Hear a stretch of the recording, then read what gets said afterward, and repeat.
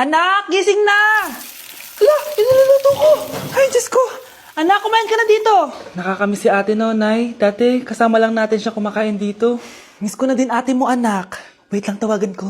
Hi, Nay! Ay, hello anak! Kamusta ka na dyan sa Manila? Eto, Nay. Malapit na akong gumraduate. Sa wakas naman, anak, kapag nag-graduate ka, makakauwi ka na dito sa probinsya. Nay, may sasabihin pala ako sa'yo. Hello, anak! Nay! Hello, anak! Nay, choppy ka, Nay! Ang bagal naman ng internet ni nanay.